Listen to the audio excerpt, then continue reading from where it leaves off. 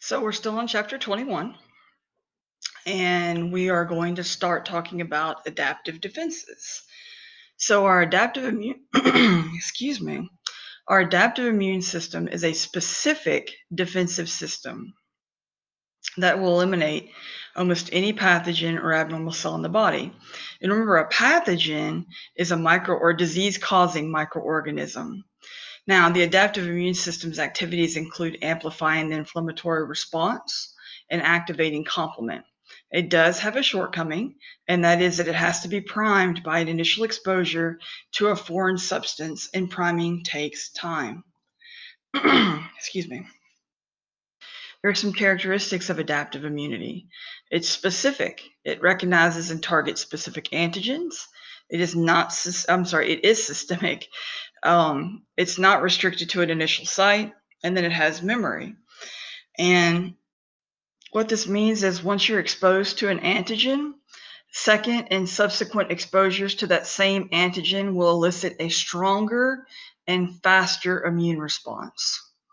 There are two main branches of the adaptive system, and this includes humoral or antibody-mediated immunity, which is carried out by B cells, and cellular or cell-mediated immunity, which is carried out by T cells.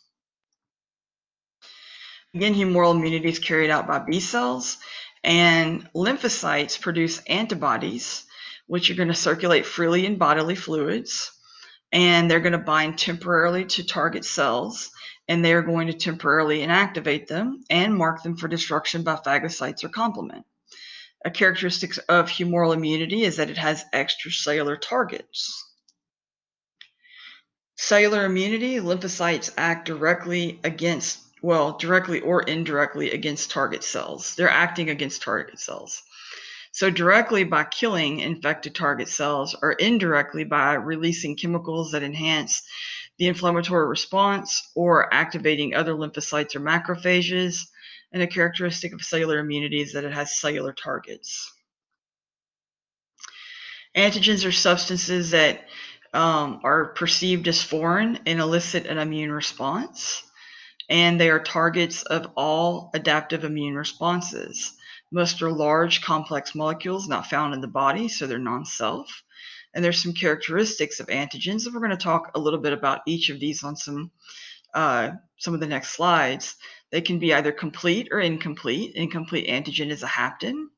They contain antigenic determinants, and they can be a self-antigen. So complete antigens have two important functional properties: immunogenicity and reactivity. Immunogenicity is the ability to stimulate proliferation of specific lymphocytes, and reactivity is the ability to react with activated lymphocytes and antibodies released by immunogenic reactions. Examples of complete antigens include foreign proteins, polysaccharides, lipids, and nucleic acids seen on many foreign invaders, such as microorganisms and pollen.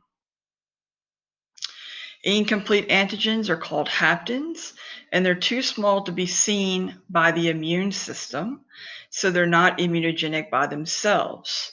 Examples of haptens are small peptides, nucleotides, and some hormones. They can become immunogenic if the hapten attaches to the body's own proteins.